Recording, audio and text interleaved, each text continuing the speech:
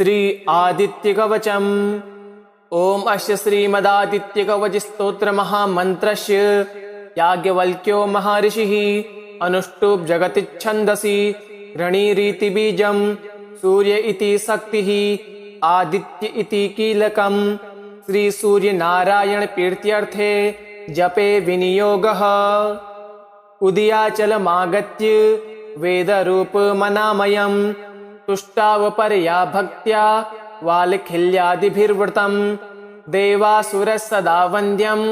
ग्रहस्य परिवेष्टितम् ध्यानन् स्तुवन् पठन्नाम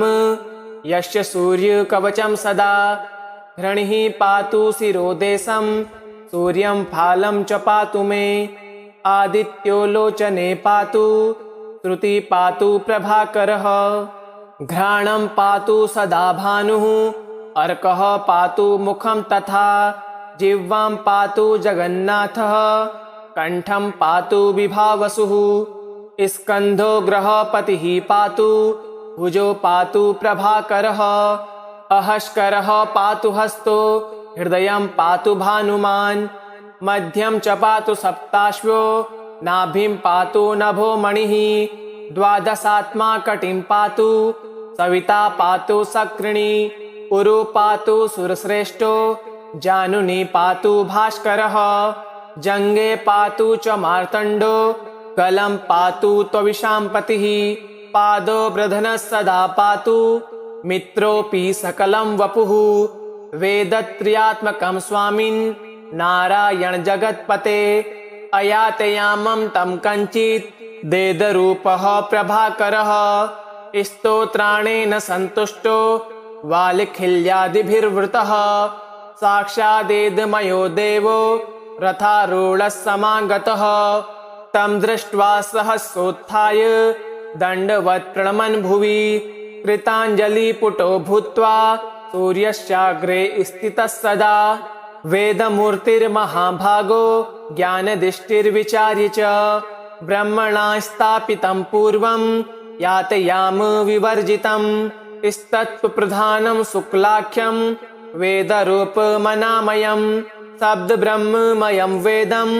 सत्क्रम ब्रह्मवाचकं मुनिमध्यापयामास प्रथमं सविता स्वयं तेन प्रथमदत्तेन वेदेन परमेश्वरः याज्ञवल्क्यो मुनिश्रेष्ठः कृत्यकृत्यो भवत्तदा ऋगादिसकलान् वेदान् ज्ञातवान् सूर्यसन्निधौ इदं प्रोक्तं महापुण्यं पवित्रं पापनाशनं यः पठे शृणुयाद्यापि सर्वपापैः प्रमुच्यते वेदार्थज्ञानसम्पन्नः सूर्यलोकमवाप्नुयात् उदयाचलमागत्य वेदरूपमनामयं तुष्टावपरया भक्त्या वालखिल्यादिभिर्वृतम्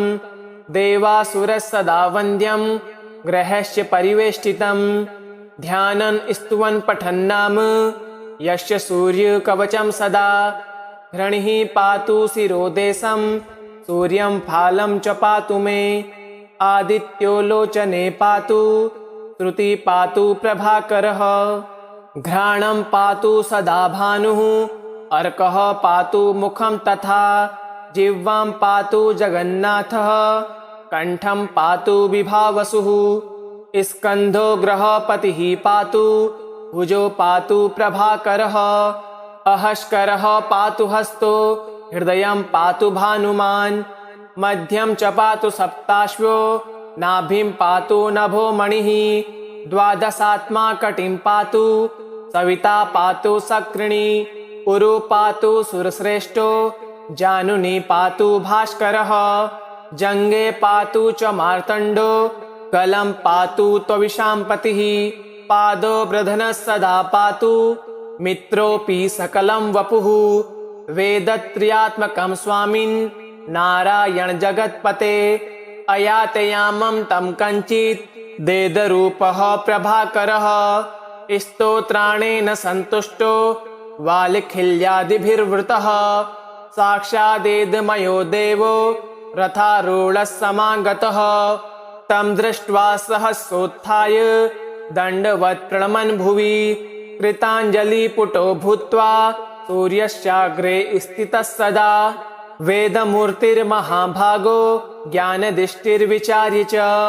ब्रह्मणा स्थापितं पूर्वं यातयाम विवर्जितं स्तत्प्रधानं शुक्लाख्यं वेदरूपमनामयं शब्दब्रह्ममयं वेदं सत्क्रम ब्रह्मवाचकं मुनिमध्यापयामाश प्रथमं सविता स्वयं तेन प्रथमदत्तेन वेदेन परमेश्वरः याज्ञवल्क्यो मुनिश्रेष्ठः कृत्यो भवत्तदा ऋगादिसकलान् वेदान् ज्ञातवान् सूर्यसन्निधौ इदं प्रोक्तं महापुण्यं पवित्रं पापनाशनं यः पठे शृणुयाद्यापि सर्वपापैः प्रमुच्यते वेदार्थज्ञानसम्पन्नः सूर्यलोकमवाप्नुयात् उदयाचलमागत्य वेदरूपमनामयं तुष्टावपरया भक्त्या वालखिल्यादिभिर्वृतं देवासुरः वन्द्यं ग्रहस्य परिवेष्टितं ध्यानं स्तुवन् पठन्नाम यस्य सूर्यकवचं सदा घृणिः पातु शिरोदेशं सूर्यं फालं च पातु मे आदित्यो लोचने पातु श्रुति पातु प्रभाकरः घ्राणं पातु सदा भानुः अर्कः पातु मुखं तथा जिह्वां पातु जगन्नाथः कंठं पातु विभावसुः स्कन्धो ग्रहपतिः पातु भुजो पातु प्रभाकरः अहस्करः पातु हस्तो हृदयं पातु भानुमान् मध्यं च पातु सप्ताश्वो नाभिं पातु नभो मणिः द्वादशात्मा कटिं पातु सविता पातु सक्रिणी उरु पातु सुरश्रेष्ठो जानुनी पातु भास्करः जङ्गे पातु च मार्तण्डो गलं पातु त्वविशाम्पतिः पादो वृधनः सदा पातु मित्रोऽपि सकलं वपुः वेदत्रयात्मकं स्वामिन् नारायण जगत्पते अयातयामं तं कञ्चित् वेदरूपः प्रभाकरः स्तोत्राणेन सन्तुष्टो वालखिल्यादिभिर्वृतः साक्षादेदमयो देवो रथारूढः समागतः तं दृष्ट्वा सहसोत्थाय दण्डवत् प्रणमन् भुवि कृताञ्जलिपुटो भूत्वा सूर्यश्चाग्रे स्थितः सदा वेदमूर्तिर्महाभागो ज्ञानदिष्टिर्विचार्य च ब्रह्मणा स्थापितं पूर्वं यातयाम विवर्जितं स्तत्प्रधानं शुक्लाख्यं वेदरूपमनामयं शब्दब्रह्ममयं वेदं सत्क्रम ब्रह्मवाचकं मुनिमध्यापयामाश प्रथमं सविता स्वयं तेन प्रथमदत्तेन वेदेन परमेश्वरः याज्ञवल्क्यो मुनिश्रेष्ठः कृत्यो भवत्तदा ऋगादिसकलान् वेदान् ज्ञातवान् सूर्यसन्निधौ इदं प्रोक्तं महापुण्यं पवित्रं पापनाशनं यः पठे शृणुयाद्यापि सर्वपापैः प्रमुच्यते वेदार्थज्ञानसम्पन्नः सूर्यलोकमवाप्नुयात् उदयाचलमागत्य वेदरूपमनामयं तुष्टावपरया भक्त्या वालखिल्यादिभिर्वृतं देवासुरः वन्द्यं ग्रहस्य परिवेष्टितं ध्यानं स्तुवन् पठन्नाम यस्य सूर्यकवचं सदा घृणिः पातु शिरोदेशं सूर्यं फालं च पातु मे आदित्यो लोचने पातु श्रुति पातु प्रभाकरः घ्राणं पातु सदा भानुः अर्कः पातु मुखं तथा जिह्वां पातु जगन्नाथः कंठं पातु विभावसुः स्कन्धो ग्रहपतिः पातु भुजो पातु प्रभाकरः अहस्करः पातु हस्तो हृदयं पातु भानुमान् मध्यं च पातु सप्ताश्वो नाभिं पातु नभो मणिः द्वादशात्मा कटिं पातु सविता पातु सक्रिणी उरु पातु सुरश्रेष्ठो जानुनी पातु भास्करः जङ्गे पातु च मार्तण्डो कलं पातु त्वविशां पतिः पादो वृधनः सदा पातु मित्रोऽपि सकलं वपुः वेदत्रयात्मकं स्वामिन् नारायण जगत्पते अयातयामं तं कञ्चित् देदरूपः प्रभाकरः स्तोत्राणेन सन्तुष्टो वालखिल्यादिभिर्वृतः साक्षादेदमयो देवो रथारूढः समागतः तं दृष्ट्वा सहसोत्थाय दण्डवत् प्रणमन् भुवि कृताञ्जलिपुटो भूत्वा सूर्यश्चाग्रे स्थितः सदा वेदमूर्तिर्महाभागो ज्ञानदिष्टिर्विचार्य च ब्रह्मणा स्थापितं पूर्वं यातयाम विवर्जितं स्तत्प्रधानं शुक्लाख्यं वेदरूपमनामयं शब्दब्रह्ममयं वेदं सत्क्रम ब्रह्मवाचकं मुनिमध्यापयामाश प्रथमं सविता स्वयं तेन प्रथमदत्तेन वेदेन परमेश्वरः याज्ञवल्क्यो मुनिश्रेष्ठः कृत्यो भवत्तदा ऋगादिसकलान् वेदान् ज्ञातवान् सूर्यसन्निधो इदं प्रोक्तं महापुण्यं पवित्रं पापनाशनं यः पठे शृणुयाद्यापि सर्वपापैः प्रमुच्यते वेदार्थज्ञानसम्पन्नः सूर्यलोकमवाप्नुयात् उदयाचलमागत्य वेदरूपमनामयं तुष्टावपरया भक्त्या वालखिल्यादिभिर्वृतं देवासुरः सदा वन्द्यं ग्रहस्य परिवेष्टितं ध्यानं स्तुवन् पठन्नाम यस्य सूर्यकवचं सदा घृणिः पातु शिरोदेशं सूर्यं फालं च पातु मे आदित्यो लोचने पातु श्रुति पातु प्रभाकरः घ्राणं पातु सदा भानुः अर्कः पातु मुखं तथा जिह्वां पातु जगन्नाथः कण्ठं पातु विभावसुः स्कन्धो ग्रहपतिः पातु भुजो पातु प्रभाकरः अहस्करः पातु हस्तो हृदयं पातु भानुमान् मध्यं च पातु सप्ताश्वो नाभिं पातु नभो मणिः द्वादशात्मा कटिं पातु सविता पातु सक्रिणी पुरु पातु सुरश्रेष्ठो जानुनी पातु भास्करः जङ्गे पातु च मार्तण्डो कलं पातु त्वविशां पतिः पादो वृधनः सदा पातु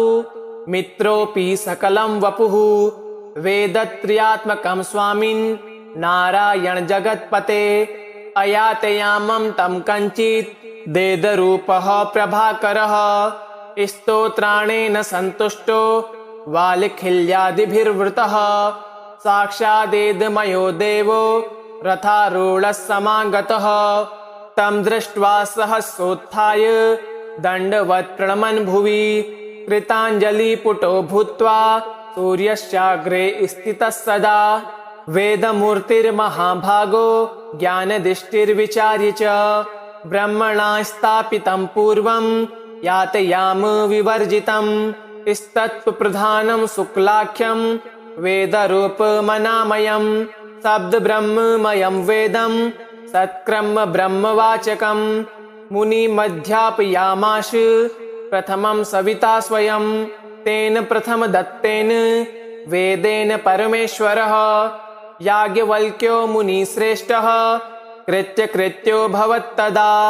ऋगादिसकलान् वेदान् ज्ञातवान् सूर्यसन्निधो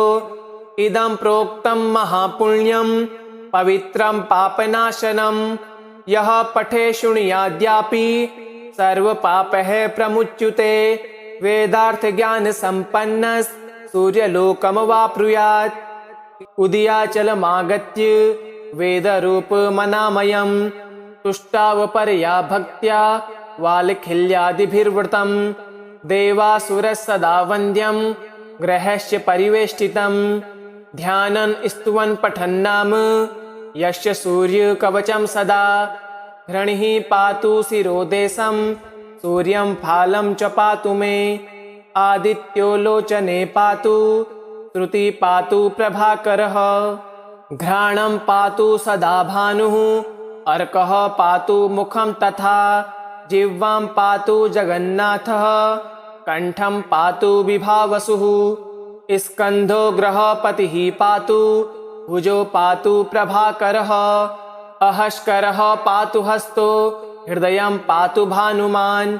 मध्यं च पातु सप्ताश्वो नाभिं पातु नभो मणिः द्वादशात्मा कटिं पातु सविता पातु सकृणी पुरु पातु सुरश्रेष्ठो जानुनी पातु भास्करः जङ्गे पातु च मार्तण्डो गलं पातु त्वविशाम्पतिः पादो वृधनः सदा पातु मित्रोऽपि सकलं वपुः वेदत्रयात्मकं स्वामिन् नारायण जगत्पते अयातयामं तं कञ्चित् देदरूपः प्रभाकरः स्तोत्राणेन सन्तुष्टो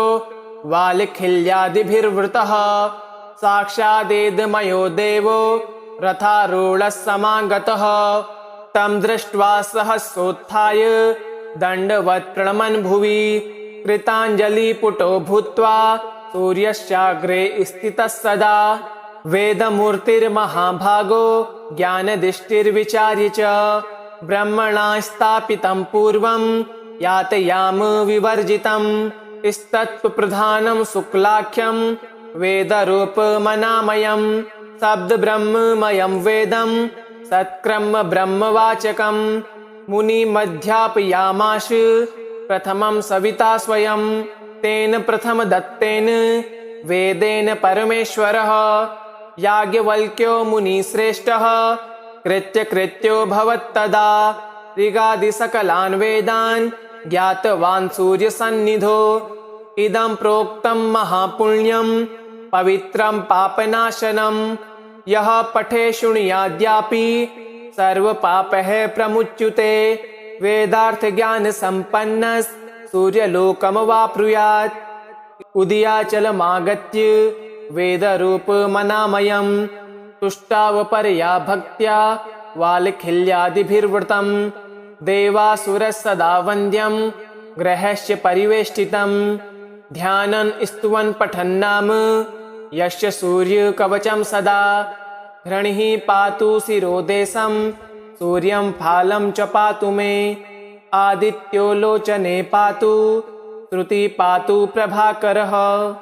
घ्राणं पातु सदा भानुः अर्कः पातु मुखं तथा जिह्वां पातु जगन्नाथः कंठं पातु विभावसुः स्कन्धो ग्रहपतिः पातु भुजो पातु प्रभाकरः अहस्करः पातु हस्तो हृदयं पातु भानुमान् मध्यं च पातु सप्ताश्वो नाभिं पातु नभो मणिः द्वादशात्मा कटिं पातु सविता पातु सकृणी पुरु पातु सुरश्रेष्ठो जानुनी पातु भास्करः जङ्गे पातु च मार्तण्डो गलं पातु त्वविशाम्पतिः पादो वृधनः सदा पातु मित्रोऽपि सकलं वपुः वेदत्रयात्मकं स्वामिन् नारायण जगत्पते अयातयामं तं कञ्चित् देदरूपः प्रभाकरः स्तोत्राणेन सन्तुष्टो वालखिल्यादिभिर्वृतः साक्षादेदमयो देवो रथारूढः समागतः तं दृष्ट्वा सहसोत्थाय दण्डवत् प्रणमन् भुवि कृताञ्जलिपुटो भूत्वा सूर्यस्याग्रे स्थितः सदा वेदमूर्तिर्महाभागो ज्ञानदृष्टिर्विचार्य च ब्रह्मणा स्थापितं पूर्वं यातयाम विवर्जितं स्तत्प्रधानं शुक्लाख्यं वेदरूपमनामयं शब्दब्रह्ममयं वेदं सत्क्रम ब्रह्मवाचकं मुनिमध्यापयामास प्रथमं सविता स्वयं तेन प्रथमदत्तेन वेदेन परमेश्वरः याज्ञवल्क्यो मुनिश्रेष्ठः कृत्यो भवत्तदा ऋगादिसकलान् वेदान् ज्ञातवान् सूर्यसन्निधौ इदं प्रोक्तं महापुण्यं पवित्रं पापनाशनं यः पठे शृणुयाद्यापि सर्वपापैः प्रमुच्यते वेदार्थज्ञानसम्पन्नः सूर्यलोकमवाप्नुयात् उदयाचलमागत्य वेदरूपमनामयं तुष्टावपरया भक्त्या वालखिल्यादिभिर्वृतं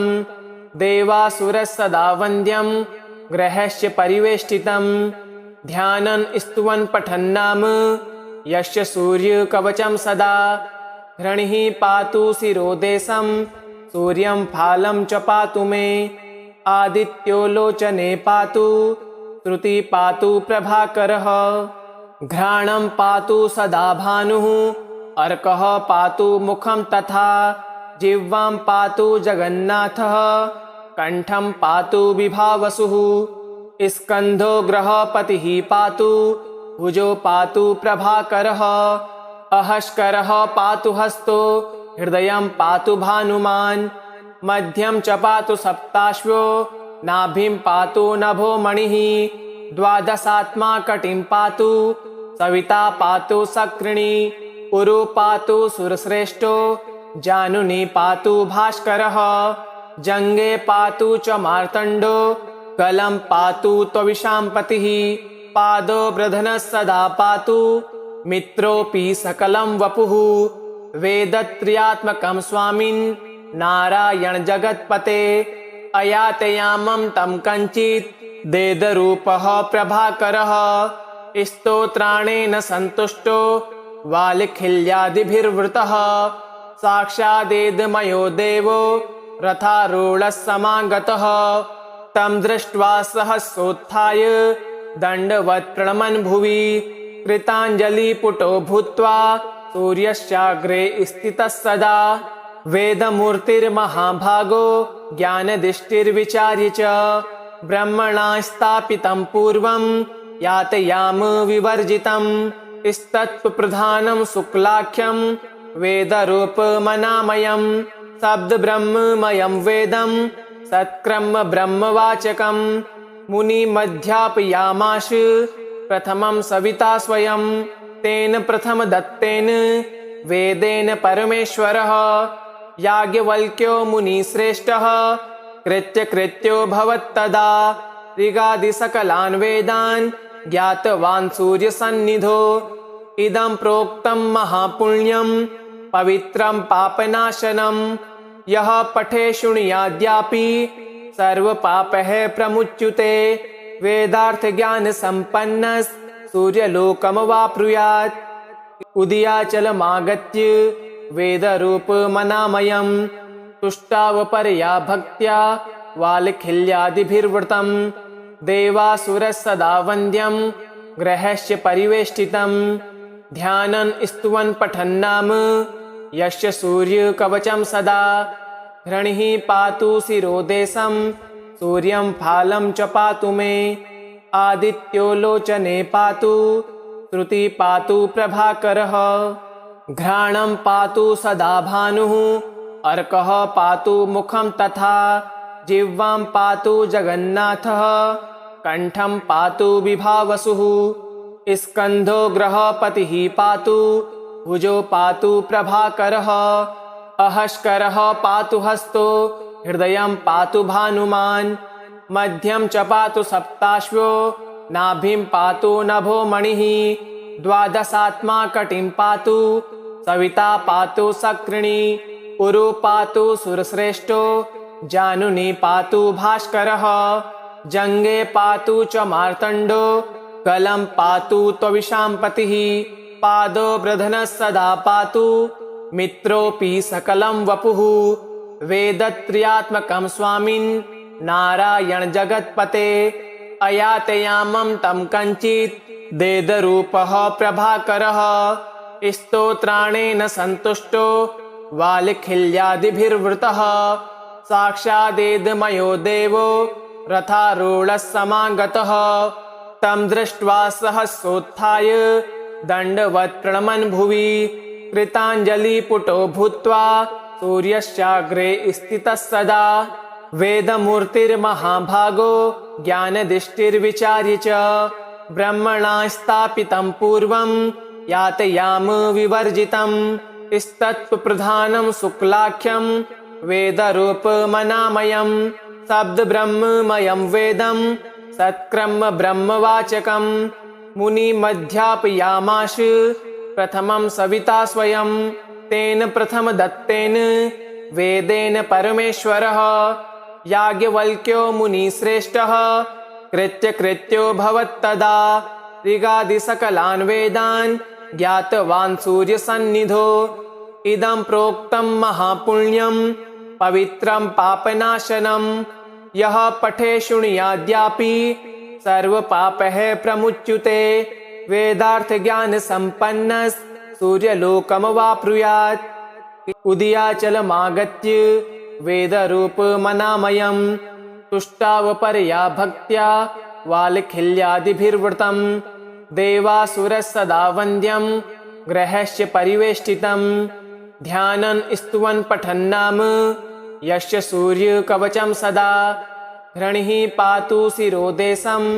सूर्यं फालं च पातु मे आदित्यो लोचने पातु श्रुति पातु प्रभाकरः घ्राणं पातु सदा भानुः अर्कः पातु मुखं तथा जिह्वां पातु जगन्नाथः कंठं पातु विभावसुः स्कन्धो ग्रहपतिः पातु भुजो पातु प्रभाकरः अहस्करः पातु हस्तो हृदयं पातु भानुमान् मध्यं च पातु सप्ताश्वो नाभिं पातु नभो मणिः द्वादशात्मा कटिं पातु सविता पातु सक्रिणी उरु पातु सुरश्रेष्ठो जानुनी पातु भास्करः जङ्गे पातु च मार्तण्डो गलं पातु त्वविशाम्पतिः पादो वृधनः सदा पातु मित्रोऽपि सकलं वपुः वेदत्रयात्मकं स्वामिन्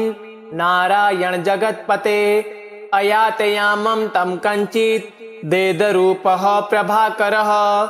स्तोत्राणेन सन्तुष्टो वालखिल्यादिभिर्वृतः साक्षादेदमयो देवो रथारूढः समागतः तं दृष्ट्वा सहसोत्थाय दण्डवत् प्रणमन् भुवि कृताञ्जलिपुटो भूत्वा सूर्यश्चाग्रे स्थितः सदा वेदमूर्तिर्महाभागो ज्ञानदिष्टिर्विचार्य च ब्रह्मणा स्थापितं पूर्वं यातयाम विवर्जितं स्तत्प्रधानं शुक्लाख्यं वेदरूपमनामयं शब्दब्रह्ममयं वेदं सत्क्रम ब्रह्मवाचकं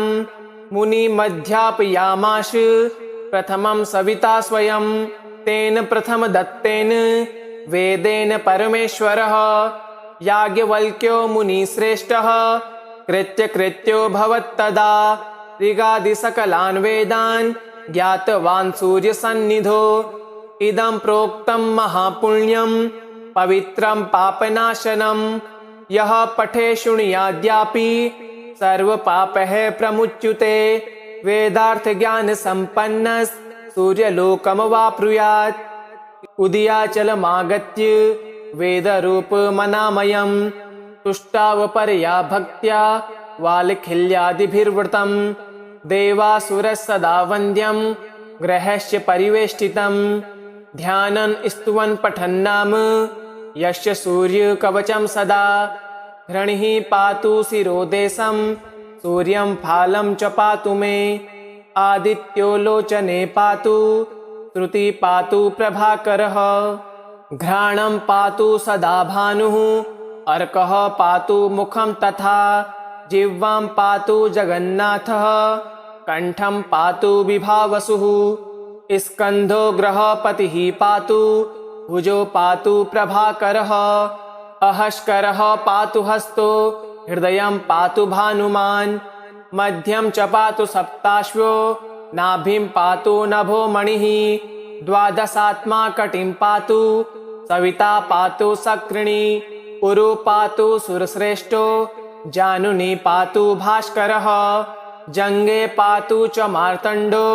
गलं पातु त्वविशाम्पतिः पादो वृधनः सदा पातु मित्रोऽपि सकलं वपुः वेदत्रयात्मकं स्वामिन् नारायण जगत्पते अयातयामं तं कञ्चित् देदरूपः प्रभाकरः स्तोत्राणेन सन्तुष्टो वालिखिल्यादिभिर्वृतः साक्षादेदमयो देवो रथारूढः समागतः तं दृष्ट्वा सहसोत्थाय दण्डवत् प्रणमन् भुवि कृताञ्जलिपुटो भूत्वा सूर्यस्याग्रे स्थितः सदा वेदमूर्तिर्महाभागो ज्ञानदृष्टिर्विचार्य च ब्रह्मणा स्थापितं पूर्वं यातयाम विवर्जितं स्तत्प्रधानं शुक्लाख्यं वेदरूपमनामयं शब्दब्रह्ममयं वेदं सत्क्रम ब्रह्मवाचकं मुनिमध्यापयामास प्रथमं सविता स्वयं तेन प्रथमदत्तेन वेदेन परमेश्वरः याज्ञवल्क्यो मुनिश्रेष्ठः कृत्यो भवत्तदा ऋगादिसकलान् वेदान् ज्ञातवान् सूर्यसन्निधौ इदं प्रोक्तं महापुण्यं पवित्रं पापनाशनं यः पठे शृणुयाद्यापि सर्वपापैः प्रमुच्यते वेदार्थज्ञानसम्पन्नः सूर्यलोकमवाप्नुयात् इति श्री स्कन्दपुराणे गौरीखण्डे आदित्यकवचं सम्पूर्णम्।